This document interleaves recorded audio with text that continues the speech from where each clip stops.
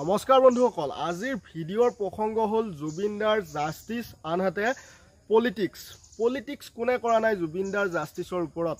শাসক বিৰোধী সকলোৱে পলিটিক্স কৰিছে, আনকি এই ইউটিউবাৰ সকলেও পলিটিক্স কৰিছে। এজন ইউটিউবাৰেতো জুবিনদাৰ ক্ষেত্ৰত গৈ হাহাকাৰ মচাই দিলে। যেনে ধৰক তেওঁ মদৰ বটলে দেখাই দিলে ভিডিঅ'ত, এডিং চাফা কৰিব গৈছে দেখুৱাই দিছে মদৰ বটল, আৰু হিমন্ত বিশ্ব শৰ্মা মহোদয়ৰ চৰকাৰে SOP লগোৱাত যথেষ্টখিনি সহায় হৈছে এইজন ইউটিউবাৰৰ এই কাণ্ডটোৰ পৰা। আপোনালোকে কি ক'ব এই সম্পৰ্কে কমেণ্টত জনাব।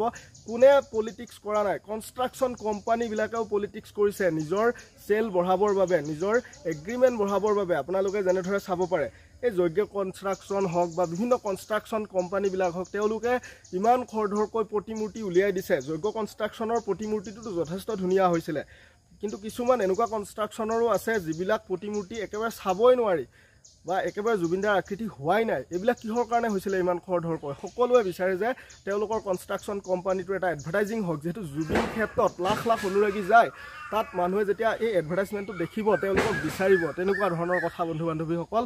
আনকি অল অসম ইউটিউবাৰ সন্থায়ো কি কৰিছিলে আপোনালোকে চাব পাৰে, বিভিন্ন মিটিং কৰিছিলে। তাৰপিছত লাহে লাহে এতিয়া ডিম্পু বৰুৱা হওক, তেওঁলোকে এটা দুটা ভিডিঅ' দি আছে, বাকী কিছুমান ইউটিউবাৰক বৰ্তমান সময়ত নেদেখা হৈ গ'ল।